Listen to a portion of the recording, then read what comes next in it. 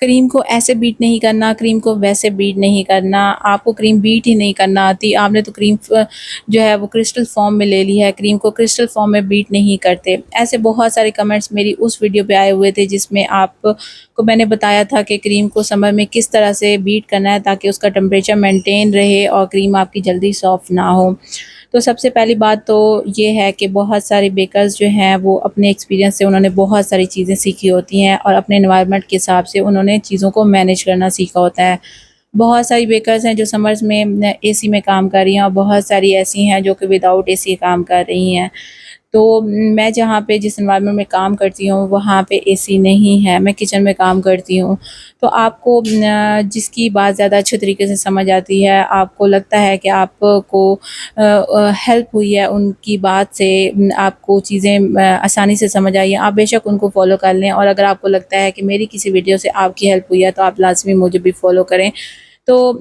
मैं जिस एनवायरनमेंट में काम करती हूँ वहाँ पे बहुत गर्मी होती है। इस दफ़ा टेम्परेचर संभाल कर 42-44 तक गया है। मेरा अपर पोर्शन है, मैं किचन में काम करती हूँ जहाँ पे कुकिंग भी होती है और उसकी वजह से टेम्परेचर बहुत ज़्यादा हाई हो जाता है किचन का। तो सबसे पहली बात तो समझने की ये भी ज़रूरत है कि हमारी जो क्रीम है उसके अंदर क्रिस्टल क्यों नहीं होने चाहिए। जब हमारे पास वेदर जो है वो दरमियाना-सा होता है या ठंड होती है, तो हमें क्रीम में क्रिस्टल नहीं चाहिए होते, हमें क्रीम चिल्ड चाहिए होती है लेकिन मेल्टेड फॉर्म में चाहिए होती है। क्योंकि क्रीम के अंदर जब क्रिस्टल होते हैं और हम उसको बीट करते हैं तो वेदर ठंडा होने की वजह से बहुत सारे क्रिस्टल हमारी क्रीम के अंदर रह जाते हैं और जब हम उसको अप्लाई करते हैं या थोड़ी देर रखने के बाद भी अप्लाई करते हैं तो वो क्रिस्टल तब तक उसमें मेल्ट हो जाते हैं और हमारी क्रीम सॉफ्ट हो जाती है।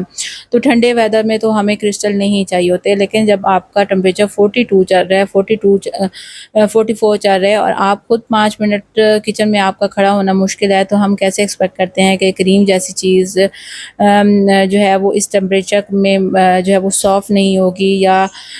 वो रनी नहीं होगी। 5 मिनट के अंदर ही क्रीम जो है हाथों में मेल्ट होना स्टार्ट हो जाती थी इस वेदर में। तो इस वेदर में हमें हमारी क्रीम के अंदर क्रिस्टल होना ज़रूरी है, क्योंकि जब हम उसको बीट करते हैं तो बीट करते-करते ही उसके क्रिस्टल मेल्ट होना स्टार्ट हो जाते हैं और हमारी क्रीम का टेम्परेचर मेंटेन रहता है।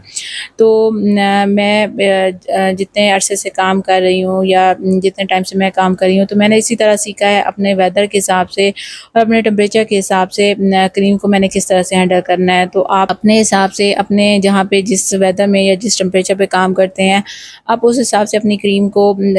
उसी हिसाब से जो है वो